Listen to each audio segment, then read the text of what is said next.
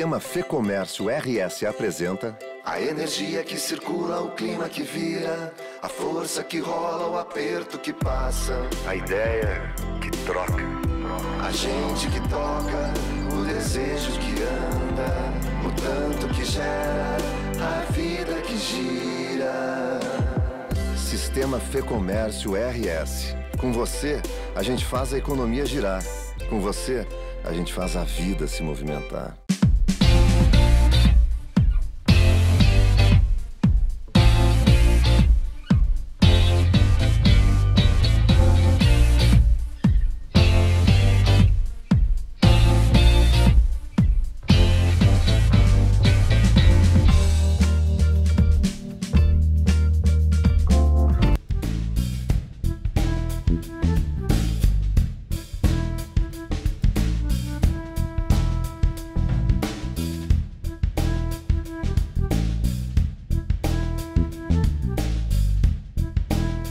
Satisfação encontrar o meu amigo Rogério Mendelski, com quem, aliás, eu comecei a minha carreira. Logo no início fui produtor do Rogério, início dos anos 90, no programa de maior audiência da história do rádio do Rio Grande do Sul. Na época era o Gaúcha Hoje eu te confesso que eu não sei mais, porque aquele espaço tinha audiência, eu comprovei. Eu fui teu produtor, que bom te encontrar aqui no livro do Pugina, Rogério. Bom, a alegria é minha, eu exijo isso porque tu estás vivendo longe de nós, muito perto pelas ligações da internet, mas longe fisicamente, a saudade era enorme, Diego, a saudade era enorme. E esse encontro aqui, e eu fiz questão de vir aqui exatamente por causa disso, eu sabia que eu ia encontrar aqui as pessoas que pensam como a gente, né? Pessoa do lado decente desse país, não tem uma pessoa indecente aqui, é tudo gente decente, né? Os amigos do Pugina, esse trabalho dele, né? Então a alegria é minha, porque te encontrar aí foi realmente emocionante. Que maravilha, olha que grande satisfação. E naquela época, vamos voltar um pouquinho antes de falar, agora tu já estás já há uns bons anos na Guaíba, onde tu já tinhas trabalhado antes, por sinal. Mas vamos voltar naqueles tempos lá nos idos dos anos 90, em que tu eras um dos poucos, eu era um jovem jornalista, um estagiário, tu eras naquela época um dos poucos que já denunciava o que depois o Brasil comprovou, né? O que o Brasil viria a comprovar em relação à esquerda brasileira. Isso foi exatamente quando o PT começou, em 1980, eu escrevi um artigo na Folha da Manhã, ainda não estava na TV, estava na Folha da Manhã, escrevi um partido sem patrões, um partido só de trabalhadores, e aí comecei a debochar. A partir dali eu fiquei marcado. E a partir dali também eu comecei a notar essa grande falcatrua, que é o PT, que iludiu o país. O Lula, como o pessoal chama, encantador, não de serpentes, mas de palermas, de otários. E tem pessoas que acreditam nisso ainda, Diego. Isso é que me surpreende. E aquela luta lá em 1990, a trincheira tinha pouca gente. Tu estava comigo ali, pô. A trincheira era muito pequena. Mas aquilo ali nunca deixou de ser uma afirmação nossa em acreditar que aquilo ali era uma falcatrua e que tinha proporções gigantescas. Que nós vimos o que aconteceu com o país, né? Nós estamos vendo aí o que foram esses 16 anos de PT. A desgraça do país, Diego. O que fizeram com o BNDES, o que fizeram com a cultura, o que fizeram com o parlamento, o que fizeram com o poder judiciário.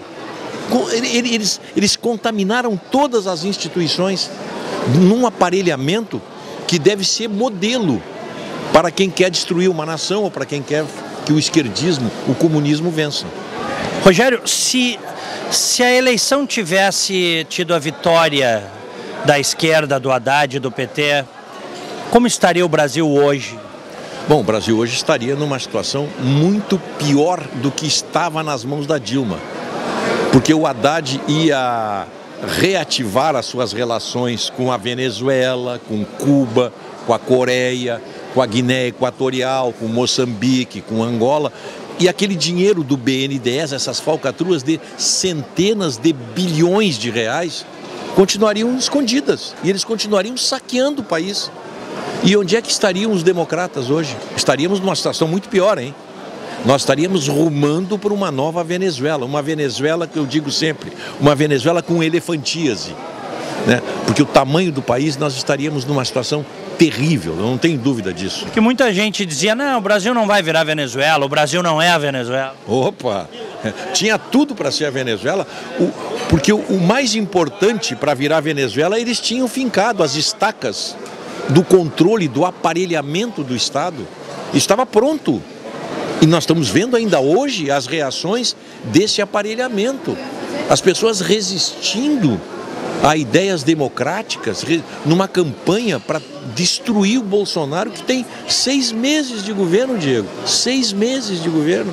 Então, a máquina estava pronta, estava azeitada, era só virar a chave, era só mudar de 110 para 220, não tem dúvida disso. Sabes que agora há duas semanas, lá onde a gente mora, em Winter Garden, nós pegamos, a gente saiu para jantar e queria tomar um vinho e tal, e nós acabamos pegando um Uber.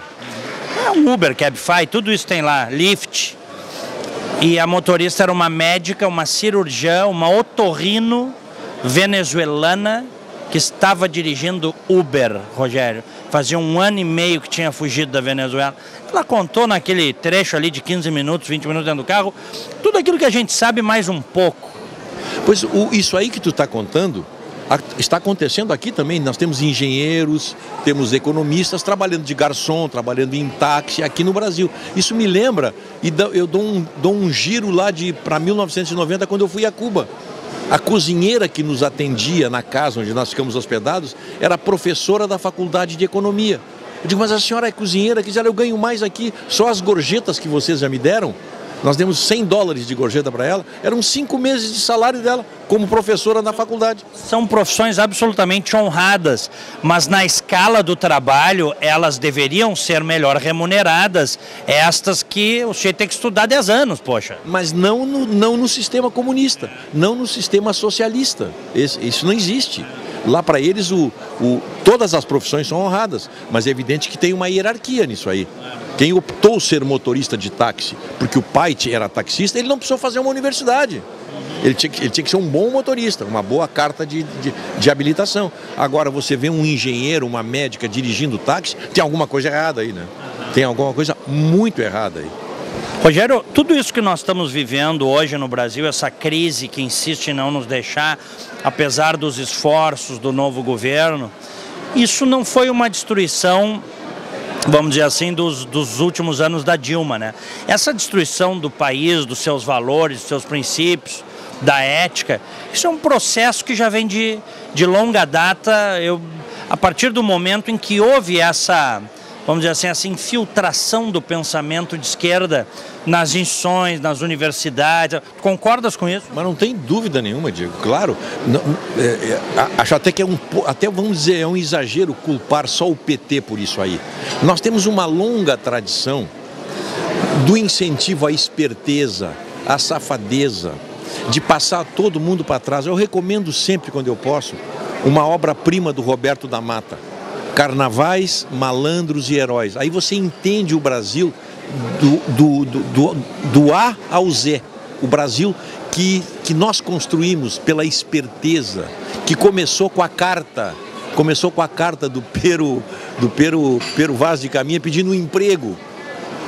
Ali começou as coisas. Essa coisa cartorial que o Brasil tem, de arrumar, de dar um jeitinho, né?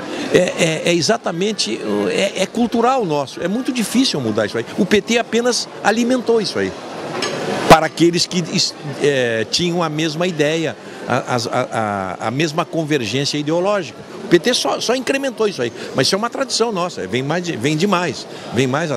E com o que tu estás vendo aí, porque a destruição foi grande, né? Como é que nós vamos sair dessa? Tu estás esperançoso? Eu tenho esperança basicamente nessas reformas. É claro que nós estamos agora discutindo a reforma da Previdência, que parece que vai passar, mas tem a tributária, tem a política, e isso aí é muito difícil lidar com esse Congresso aí, onde tem eu não sei se são 32 ou 33 partidos já com bancada. Nós tínhamos 28 na anterior, aumentou agora. Você não tem como comportar 32 ideologias, 32 doutrinas, a não ser Aqui mandem todos. É o toma lá da cá, é dando que se recebe. E isso tá também incrustado no nosso parlamento. Como é que nós vamos mudar isso aí, Diego? Nós elegemos, houve uma modificação na Câmara, se não me engano, de 80%. Todo mundo esperava que esses 80% dessem início a essa transformação. Eles estão todos envolvidos já. Tem um deputado do Partido Novo que diz que não vai abrir mão do auxílio moradia. Quando é da doutrina do Partido Novo, não aceitar auxílio moradia. Quase rompeu com a bancada dele. Então, os novos já vão chegando na esperteza também. É muito difícil isso aí. Isso é um trabalho que leva, no mínimo, na minha opinião, 2 a 3 gerações, se começar hoje. Então, se a gente considerar que uma geração aí são 20, 25 anos, nós precisamos projetar no mínimo 50 anos. Sem dúvida, sem dúvida. Se começar a fazer. Se começar agora, se zerar agora, se começar amanhã na escola, né, ensinando noções de ética, aquela coisa fundamental, que são os chamados referenciais éticos, que tu aprendeste, que eu tive e eu aprendi. Aquele negócio, respeitar o mais velho, não pegar o que não é seu, meu filho. Isso. Não bater em professor, não xingar professor. Isso, respeita o teu professor. No nosso tempo, tu imagina tu fazer o que essa gurizada hoje faz aí, sobretudo nas escolas públicas, e que a esquerda sempre apoiou, né? Mas, ô Diego, eu escrevi um artigo sobre isso há um tempo atrás já. Isso tudo tem um início. Se você for buscar lá na antropologia, você tem um início. Na minha opinião, sabe quando é que começou isso aí, que hoje está assim? Quando a professora permitiu ser chamada de tia. Você estabeleceu aí um parentesco falso. Não existe isso. Professor é mestre. Tanto que nas escolas você tinha um estrado, onde o professor ficava um degrau acima, para mostrar a importância do mestre. Quando ela se deixou chamar de tia ou de tio, começou. Tem um psicólogo, Jacob Pinheiro Goldberger, ele tem uma tese sobre o nazismo que é muito interessante. Ele diz que o antissemitismo começou quando se contou a primeira anedota de judeu numa cervejaria em Munique. Tudo tem um início. Para mim o início é esse, quando a professora se deixou chamar de tia. Agora, há uma reação da sociedade hoje, né? Claro que há, não tem. Tenho falado com as pessoas nesses dias que eu estou aqui no Brasil e eu noto que as pessoas estão apoiando a mudança. A reação está aqui, ó. Nós estamos vendo aqui no lançamento do Pugina, esse aqui é o lado decente da cidade, do país, do estado. Essas pessoas querem o bem do país, não estão pensando nos seus interesses, não estão pensando em como é que eu vou me arrumar, como é que eu vou meter a mão. Esse é o lado, essa é a esperança, essa é a nossa esperança. Pessoas decentes, que ainda tem, e que deixaram de ser silenciosa. Isso é muito importante. Tem que ser barulhenta também. Agora, como se permitiu, né? Eu lembro quando tu começaste, fosse um desbravador na mídia, a gente falava sozinhos, né, Rogério? Não tinha um apoio, não tinha nada, né? Como é que o povo demorou tanto tempo para acordar? Aqui em Porto Alegre foram 16 anos de petismo. A gente teve aquela catástrofe que lançou as bases do que viria depois, da quebradeira do Estado, aquele Olívio Dutra. Como é que as pessoas aceitaram isso? Aceitaram uma conversinha vigarista de, cidade viva, que eu apelidei de cidade esperta. Cidade viva. Nós tínhamos aí o orçamento participativo. Tudo manipulado. O orçamento. Vigarices políticas, no sentido de enganar o povo, estelionato político. E as pessoas acreditaram nisso aí, porque acreditaram que, olha, o PT vai mudar. É a mudança que não veio. Quer dizer, mudou para pior, né? Nós vimos o que aconteceu com a cidade, né? A cidade, quando o Fogaça assumiu, lá atrás, depois de 16 anos de PT, a cidade não conseguia financiamento para comprar um parafuso, estava no cadinho. É uma vergonha nacional, eles quebraram a cidade, que a cidade está patinando até hoje. Mas como quebraram o Estado? Olha o governo do Tarso Genro, eles destruíram o Estado. Eu consegui arrancar do governador Eduardo Leite na semana passada uma informação. Ele disse, olha como é que eu peguei.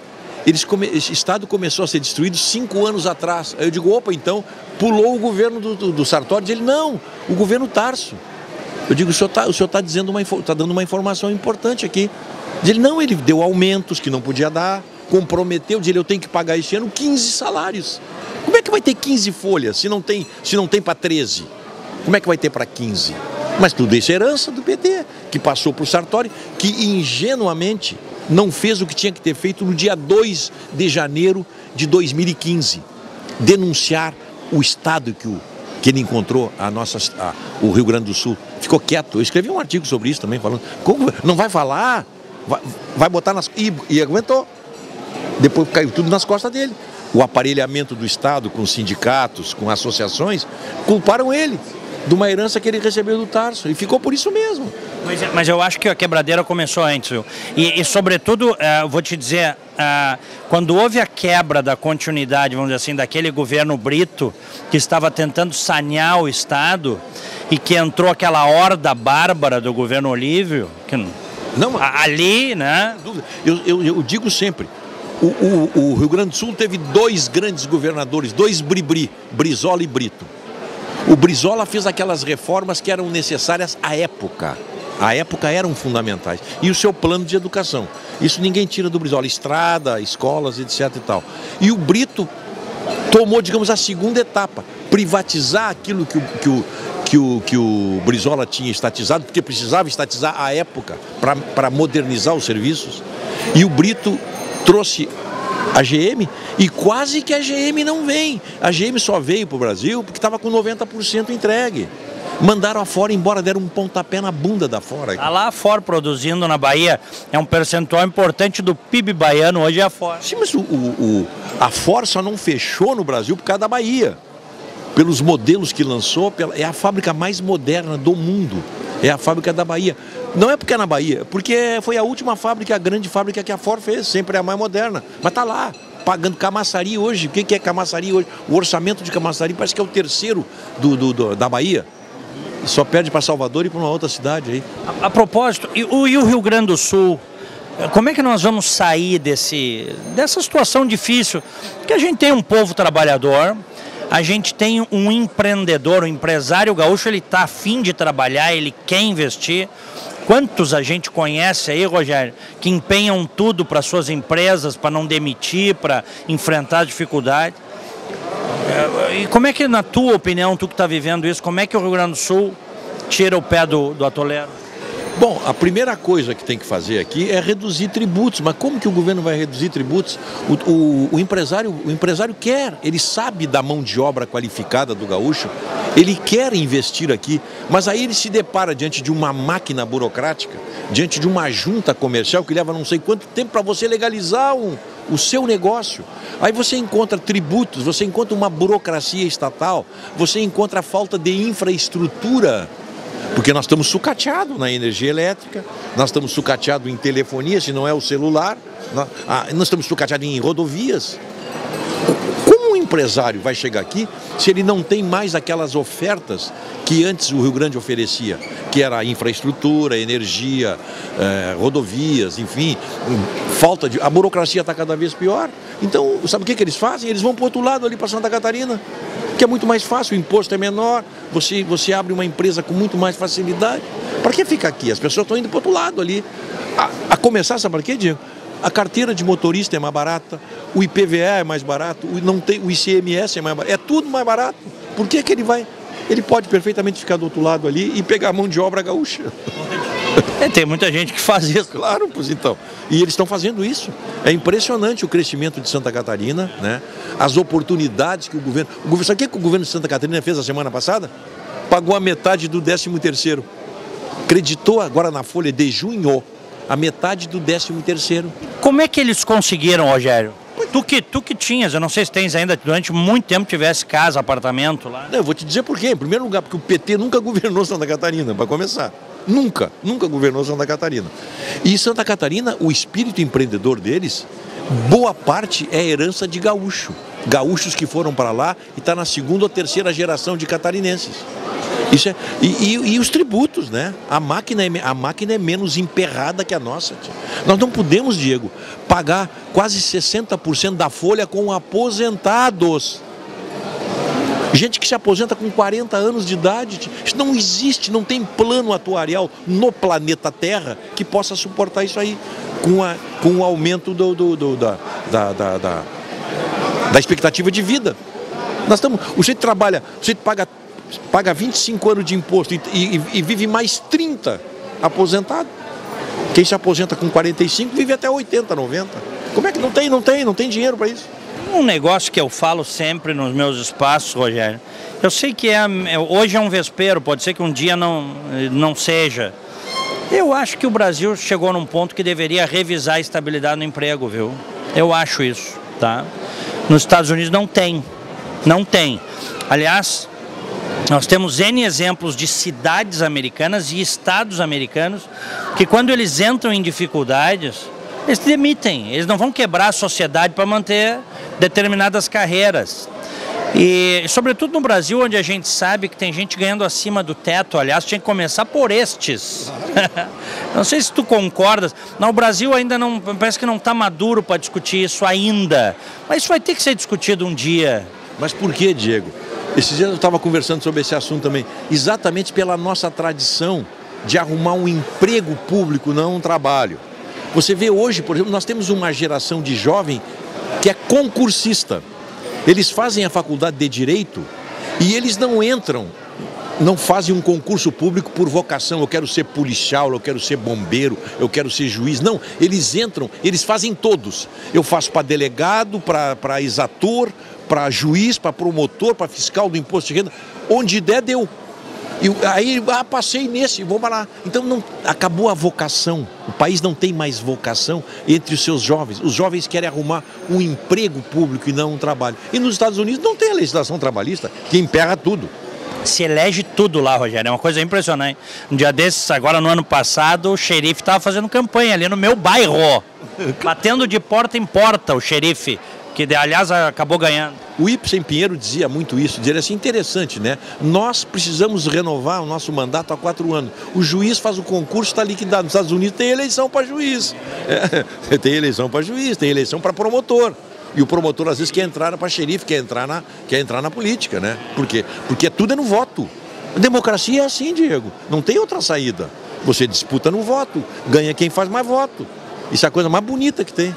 Aliás, o governador da Flórida hoje é um ex-procurador. É claro, eles começam, é interessante, a carreira política deles começa na procuradoria. E aí com seus gestos, com as suas atitudes, combate à corrupção especialmente, é que eles vão para a carreira política. Agora, Rogério, deixa eu comentar um outro negócio contigo aqui, com os nossos milhares e milhares de espectadores. Eu assisto os canais brasileiros também, né? A gente assiste os canais de lá, assisto muita coisa nos Estados Unidos, evidentemente, mas assisto aqui também, ouço as coisas. Hoje com a internet está tudo, né, à disposição. Quando eu vejo os caras falarem do Trump aqui, a sensação é que os Estados Unidos estão terminando no dia seguinte, graças ao Trump. É uma coisa de maluco. Não, na verdade, quem faz campanha contra o Trump é a Rede Globo, né?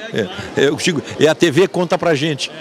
A TV conta pra gente e faz isso. Agora, o Trump está fazendo aquilo que os americanos queriam. Está dando emprego, aumentou o consumo. Enfim, ele está governando para os americanos. Primeiro que se queixavam que os Estados Unidos era a polícia do mundo. Ele não quer ser, o Trump não quer ser. Ele quer ser a polícia dos americanos. Ele não quer deixar aquele pessoal entrar. Não andaram culpando ele por aquela tragédia daquela criancinha que se afogou. A culpa é dele. Ele deu uma resposta na lata, estou escrevendo sobre isso, para Michelle Bachelet, que é da Comissão de Direitos Humanos da ONU, porque é uma barbaridade, porque a situação das crianças naqueles abrigos, naqueles asilos, é contra os direitos humanos, etc. O Trump disse assim, é muito simples, pare de vir para cá e acabou a questão. Foi isso que ele disse, ele botou um tweet sobre isso aí. Muito simples, deixe de entrar aqui clandestinamente, que aí acaba esse sofrimento de vocês. Agora, o que o americano não pode é estar sustentando esse pessoal. Sustenta, né? Porque o americano não quer sustentar mais gente. O Rogério, se estima que existam hoje 12 milhões de ilegais nos Estados Unidos. E as pessoas estão vivendo suas vidas, estão buscando o sonho americano, só que quando eles precisam de algum serviço, é o governo que paga. Porque é uma mentira que se diz que no capitalismo selvagem americano o governo não paga nada. Tem milhões de americanos pendurados nas bolsas do governo lá também, viu? Claro, mas o governo paga exatamente essas bolsas, esses auxílios para pessoas, para presidiários que estão na vida condicional, para pessoas que estão desempregadas. Tem tudo isso aí. É que não interessa dizer isso aí. Não interessa. E o imigrante esse que, por exemplo, se acidenta, ele vai num hospital, ele é atendido, ele recebe o socorro. Ele não paga nada, ele tem o SUS lá também. E aí tem o custo da escola. O custo, sim, o governo está pagando. E o governo, exatamente. Na verdade, o governo não, né? São os pagadores de impostos. Aqueles que estão pagando pelos que não estão. Exatamente, a expressão correta é essa. É pagador de imposto, né? Pagador de imposto. Porque ele paga a despesa toda, né? E o americano tem muita noção disso, tem muita consciência. E o próprio Trump tem consciência disso, né? Ô, Rogério, eu recebo lá o meu IPTU, vem discriminado ali o que vai para polícia, o que vai para a escola, é uma coisa de, olha, é invejável. Aqui não, né? Aqui a gente recebe a conta da luz e só sabe o que vai pro ICMS. Você viu o que a CE fez, né? A CE não recolheu. Não está recolhendo, né? 1 bilhão ela está devendo de ICMS para o governo, que é o acionista da CE. Como é que tu vai entender isso aí agora? Mete isso na cabeça do cidadão comum que não tem luz ou que tem deficiência do serviço. A CE não paga o governo e o governo é dono da CE.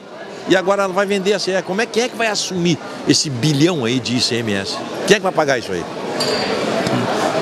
Tem dois aqui que vão ajudar a pagar. Vai aparecer na conta ali. Vai aparecer um percentualzinho ali. Vai aparecer, não tem dúvida.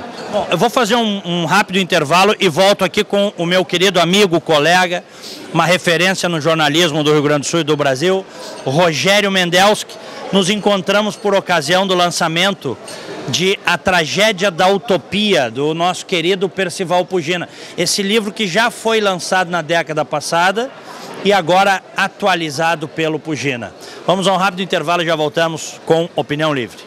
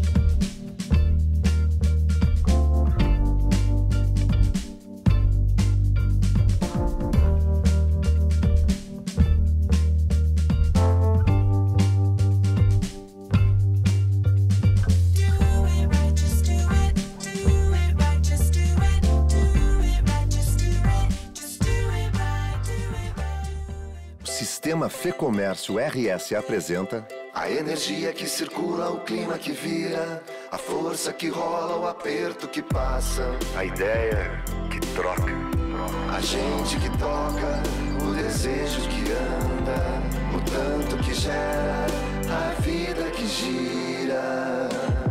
Sistema Fecomércio RS. Com você, a gente faz a economia girar. Com você, a gente faz a vida se movimentar.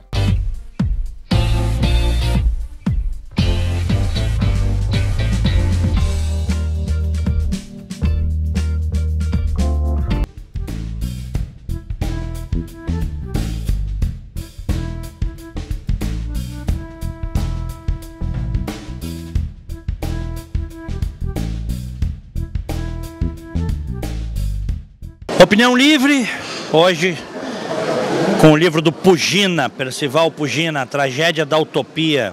Um relançamento, hein? Um livro atualizado, segunda edição. E eu estou conversando com o meu querido amigo, colega e alguém com quem eu aprendi muito, sobretudo no meu início de carreira, quando tive a honra de ter sido produtor lá na Rádio Gaúcha, Rogério Mendelski. Foram tempos bons aqueles, né, Rogério? Estava dizendo, nós nos divertimos muito. Diego, mais do que nós divertimos os ouvintes, nós nos divertimos. Eu me lembro que eu comecei a convidar o Diego para fazer as brincadeiras das imitações. Aí o diretor-presidente da empresa, o Nelson Sirotsky, que queria conhecer o Diego, não, esse quadro tem que ficar fixo, tá muito bom. o estado inteiro te ouvia, Diego. Foi então, e decisão da empresa, e começou assim a coisa, e nós nos divertimos, a verdade é essa, né? Eu lembro que, num primeiro momento, internamente teve reações, não, mas não pode, vai esculhambar o programa. Mas sempre foi. Sempre tem, né? Sempre tem aquele que acha que pensa como chefe. Aí o dono, o diretor, diz, não, tem que ficar. É muito bom esse cara, tem que ficar conosco aí. E ficou, né? Ficou. Enquanto deu, ficou, né? Mas foi uma época muito boa, Diego, foi uma época muito boa. Rogério, um dia desse eu estava lembrando e estava contando até para os meus filhos, tá?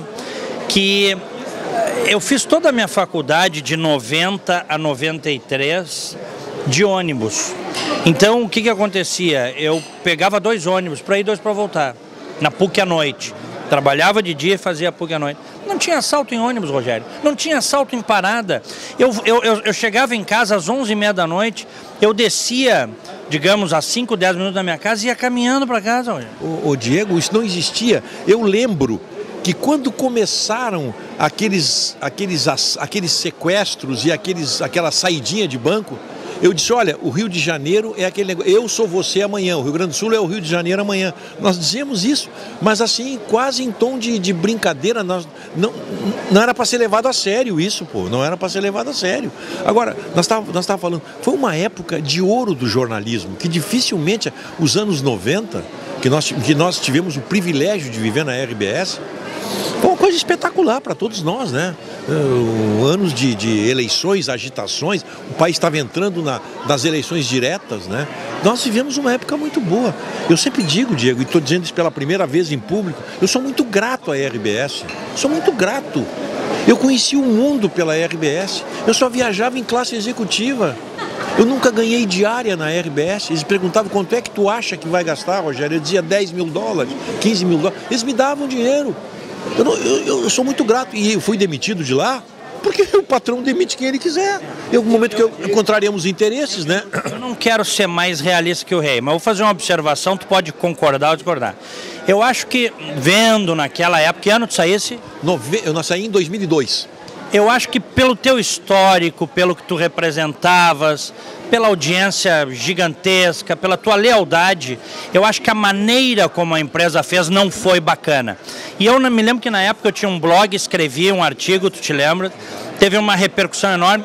E eu sei que depois, inclusive, eles mudaram a maneira de fazer desligamentos dos seus colaboradores, como, por exemplo, do tamanho de um Rogério Mendelcio, que na imprensa do Rio Grande do Sul já era, naquela época, um gigante. Hoje continua sendo, mas já era. Então eu acho que eles pecaram nisso e acho que eles melhoraram seus processos, inclusive. Mas eu te explico isso. Eu te explico exatamente isso. Quando eu saí, foi uma repercussão fantástica. Deixa eu te perguntar, eu estou errado na minha avaliação? Não, tu está completamente certo. Está correta, é correta a tua... Eles erraram na forma de me despedir. Porque houve cancelamentos de assinatura da 0 Hora, eu não escrevia na 0 Hora, em protesto. Bom, aí eles viram que tinham feito, a coisa não foi bem feita. E eu dei uma entrevista depois para a revista Press dizendo, hoje sou eu, daqui a um ano é o Barrio, é o Lazier. E não demorou, o Lazier demorou um pouquinho mais, mas o Barrio no ano seguinte foi também expelido, demitido da RBS, mas com pompa e circunstância. Deram uma página para ele no jornal, o professor de política se aposenta, o Barrio teve um outro tratamento. Agora é curioso que eles fizeram isso justamente na eleição do Lula, né? Quando o Lula ia ser presidente, ou já era presidente ali no início. Eu fui demitido exatamente quando voltei de férias, o Lula tinha ganho o segundo turno. Foi naquela semana. O Rigoto se elegeu e o Lula tinha sido eleito. E eu digo, eu estou entendendo isso aí. Teve um pretexto qualquer lá da TIM. Inventaram uma coisa. Mas na verdade, eles queriam estar bem com o governo. E outra coisa, foi uma grande coisa que aconteceu na minha vida. Eu saí da RBS eu estou contando isso pela primeira vez, hein? Eu saí numa terça-feira. Na quinta-feira eu estava contratado ganhando 3 vezes mais. 3 vezes mais. Eu nunca ganhei tanto dinheiro na minha vida. E eu sou testemunha, por incrível que pareça, mas é isso, eu sou testemunha, porque isso aí, o Rogério sempre diz, o Rogério ficou mais feliz, não que estivesse infeliz, não era isso, mas tu passou a ter mais liberdade. Claro, o período na Pampa foi maravilhoso também. Eu não tenho queixa de nenhum lugar por onde eu passei. Porque eu acho que eu sempre fui um funcionário que cumpri com todas as obrigações. Nunca tive uma punição e sempre me dei bem. Eu não tenho queixa de nenhuma empresa que eu saí, nenhuma. Todas eu fui muito feliz. E o bacana é o cara sair bem, né? Porque é a mesma coisa, né, Rogério? Sai bem, não quer dizer que você tenha que voltar ou que vá voltar, mas sai bem, né? Para não botar uma história fora, né? Não tem por que sair brigado, não tem. Foi uma coisa assim, até de quase consenso, né? E foi bom para mim, profissionalmente foi muito bom. Tu estás com que idade agora? 76. 76, mas eu sempre te digo, não parece. Tu começaste no impresso, né, Rogério? Claro, eu sempre fui do jornalismo impresso. Eu fui passar para o rádio profissional na Guaíba, em 79. Eu entrei para Guaíba e não saí, aí só saí para ir para a RBS, né, para Pampa, etc. Mas eu comecei em rádio profissional em 79, com o produtor do Streck. Uma experiência fantástica. Naquela Guaíba que até hoje tem nostálgicos, com saudade de uma programação que era modelo no Brasil, né? Era modelo no Brasil. Veja que a Guaíba não tinha jingle. A Guaíba não aceitava jingle nem comercial gravado. Era ao vivo. A Guaíba tinha um time de 12 locutores comerciais, 12, que se revezavam em dupla. Era um dupla de locutores comerciais. Aquilo é uma fase heróica, maravilhosa. Que ano tu começas no jornalismo? Bom, eu comecei no jornalismo em Viamão. Escrevendo num jornalzinho lá em Viamão. Que ano era isso? Em 61, acho, como cronista social. Porque eu já tinha lido Em Busca do Tempo Perdido, do Marcel Proust. O Marcel Proust começou como cronista social também. Espetáculo. Cronista social no início dos anos 60 em Viamão. Claro, em Viamão, falando dos bailes que tinham lá. Era um espetáculo, porque metia política no meio. Uma cidade pequena, né? Todo mundo se reunia no baile. O baile era o grande gerador de informação. Rogério, eu lembro... faz muitos anos, porque eu estava lá, eu estive contigo também, quando a senhora, tua mãe, faleceu, tinha uma bandeira do Inter. Sim, claro. Tu tens um histórico de coloradismo de família, não tem? Tenho, claro. A minha mãe rezava em dia de jogo, tinha um pequeno altar que ela botava velas ali para rezar para o Inter, e ela foi sepultada com a bandeira do Inter, e vou contar uma coisa que também ninguém... com a minha foto e a foto do Falcão. E ela era louca pelo Falcão. Então, o meu sobrinho, que é colorado doente, né, o Dr. Márcio, ele colocou, a avó tem que ir com essas coisas que ela mais amava na vida, o Inter, o Rogério e o Falcão. Tu até te emocionas lembrando isso. Não só tem que me emocionar, né? Eu era o filho único homem, né? Então, sabe que filho único tem preferência sobre as irmãs. Mas eu fui criado no meio de mulheres. Eu sei pregar botão, fazer bainha, cozinhar, eu não me aperto em nenhuma circunstância. Trocar fralda, essas coisas, eu sei fazer tudo. Mesmo não tendo filho, eu fazia isso com as minhas irmãs menores, então eu sou uma dona de casa perfeita. Espetáculo. Rogério, voltando agora para as coisas que nós estamos vivendo aqui no Brasil, e esse ataque absurdo, raivoso, desqualificado até, a Operação Lava Jato, ao juiz Moro. Quero te ouvir a esse respeito. Mas, Diego, eu não podia esperar outra coisa. Qual o bandido que gosta do juiz que botou na cadeia? Quantos bandidos hoje no presídio de Porto Alegre não sonham um sonho macabro de matar o juiz que me botou aqui? Quantas vezes já não passou na cabeça de um detento, de um condenado isso aí? A mesma coisa. Eles são condenados. O Sérgio Moro inaugurou antes, e o Brasil é antes e depois dele, não adianta.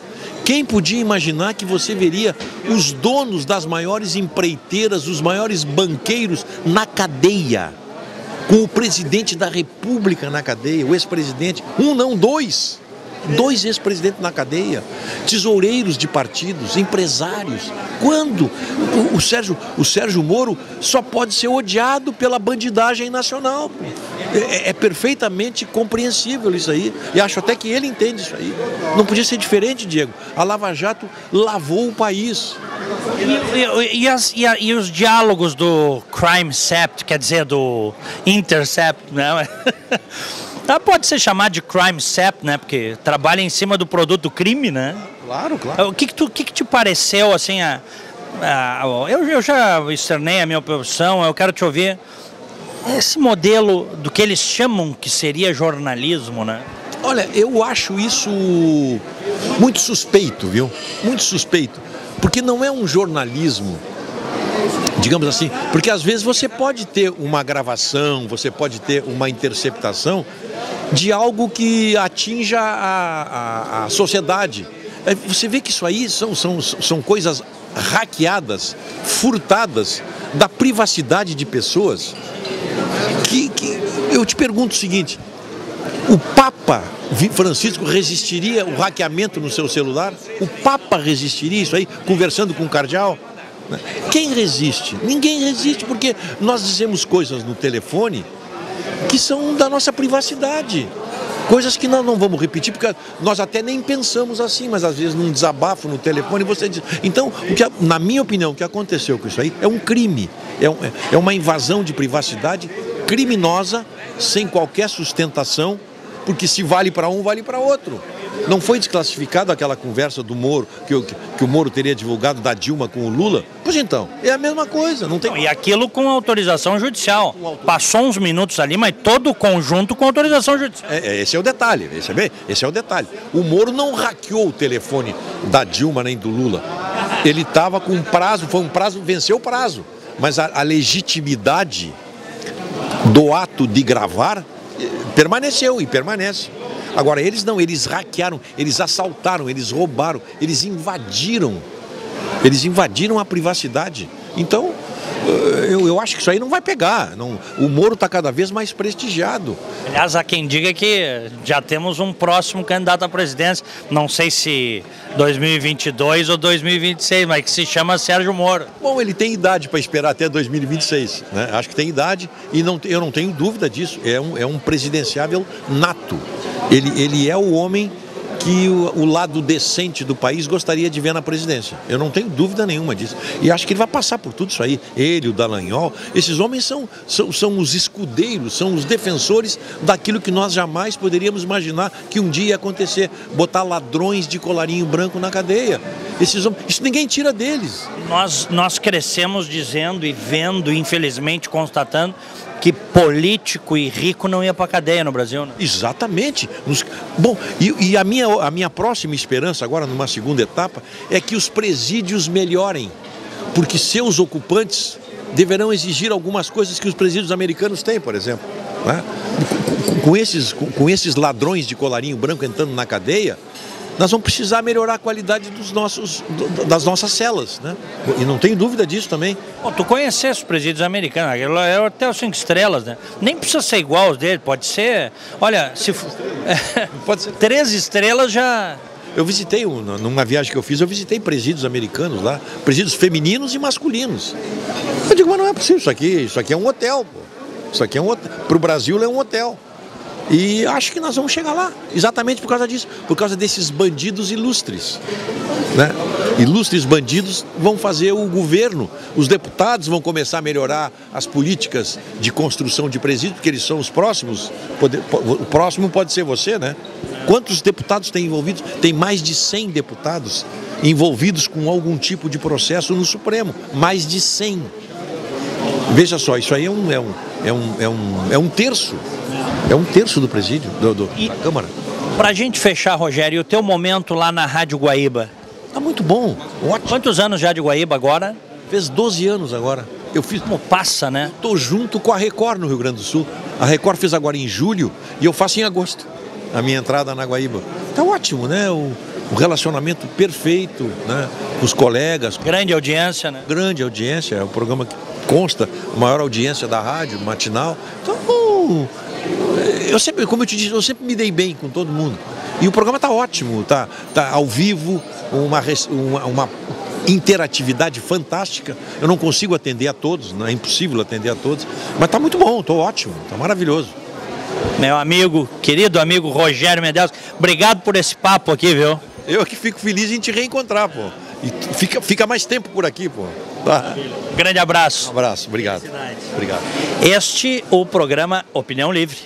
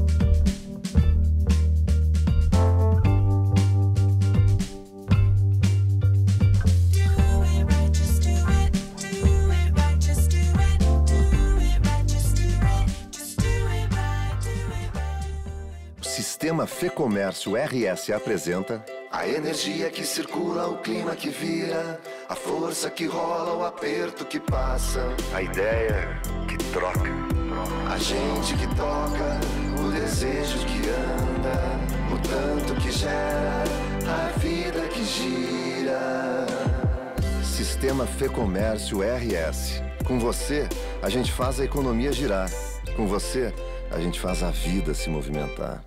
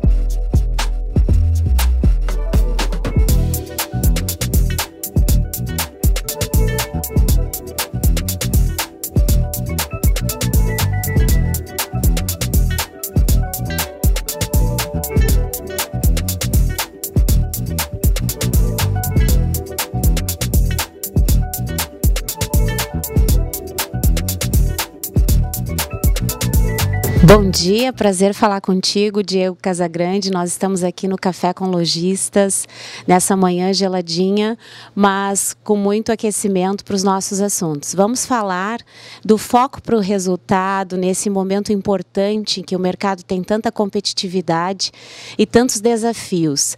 E especialmente como engajar pessoas, como buscar o melhor delas para o resultado. E é importantíssimo que todos nós e que todas as organizações estejam prontas para a grande preparação de mudanças que nós estamos vivendo.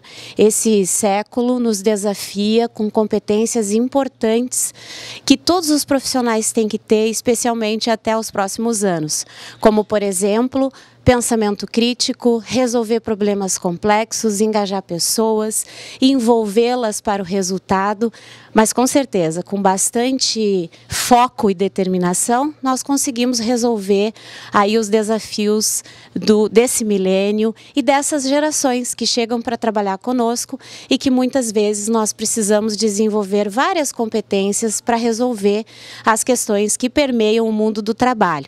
Então hoje nós temos uma expectativa muito boa de receber muitas pessoas importantes, os lojistas aqui, para debatermos também como é que nós podemos melhorar as vendas, como é que nós desafiamos os nossos vendedores para resolver algumas questões em relação ao cliente, ao que ele espera, as expectativas dele, que também é um cliente muito mais exigente. A partir desse momento, nós estamos vivendo uma era de muitas transformações. A indústria 4.0 já chegou para revolucionar o nosso mundo do trabalho. E é bem aquela história, não é o peixe grande que vai comer o pequeno, mas o rápido que vai comer o lento. Então, em tantas transformações, numa era de tantas modificações, nós temos que estar atentos ao que precisa ser feito. E aí nós vamos sempre estabelecer alguns métodos para fazer isso, desenvolver os gestores nesse sentido e, sem dúvida, focar para o cliente. Quantas vezes nós queremos que o cliente compre ou tenha um serviço que nós julgamos bom, mas que é nada. O cliente é que tem essa autoridade, então nós temos que desenvolver ao máximo o poder da empatia, o rapport, de poder conectar com o cliente, entrar no mundo dele e finalmente entender o que nós podemos fazer de diferente para que ele venha até nós. Não é exatamente uma solução fácil, mas hoje nós vamos discutir algumas oportunidades de melhoria nesse sentido e contar com um compartilhamento de experiência de todos. É um grande prazer falar com vocês e certamente nos vemos em breve. Um abraço e até mais.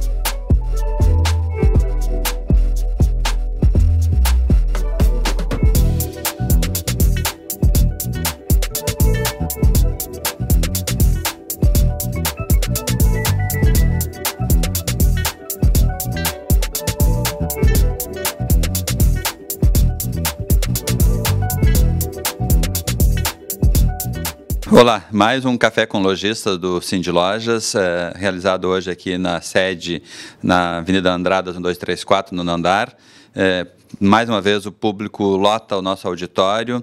Café com Lojista hoje traz o assunto de RH, gestão de RH, como as empresas, como os gestores podem melhorar a sua gestão das pessoas, gestão da sua empresa. Cindy Lojas sempre trazendo novidades, né, para que os lojistas possam melhor fazer a sua gestão no seu dia a dia. Então, mais uma vez, Café com Lojistas, trazendo assuntos de interesse de toda a nossa base associada do Cindy Lojas Porto Alegre e Alvorada.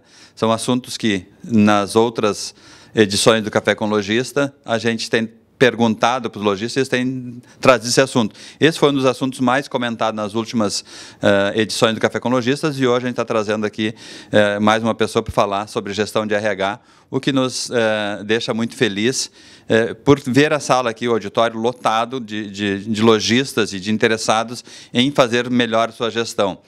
Então, Diego, quero falar contigo e também dizer que estou com saudade de ti, ver se vem a Porto Alegre nos visitar, né? Aproveita, que parece que está chegando aqui por Porto Alegre nos próximos dias.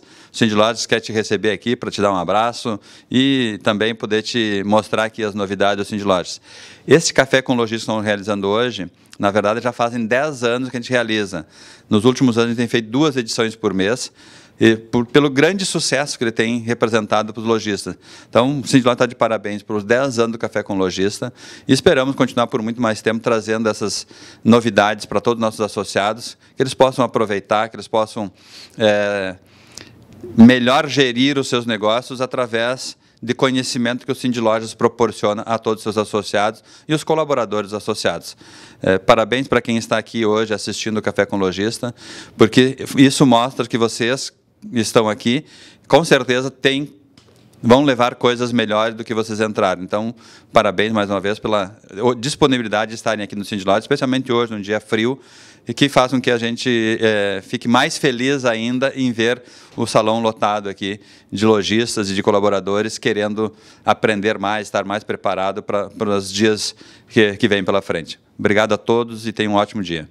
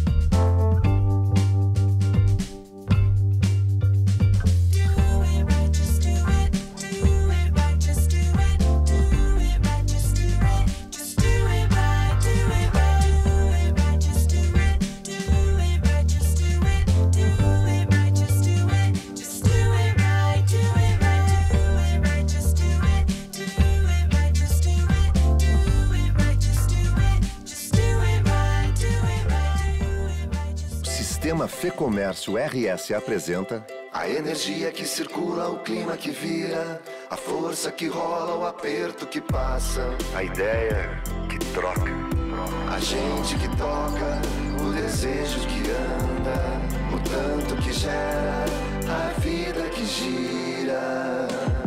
Sistema Fecomércio RS. Com você, a gente faz a economia girar. Com você, a gente faz a vida se movimentar.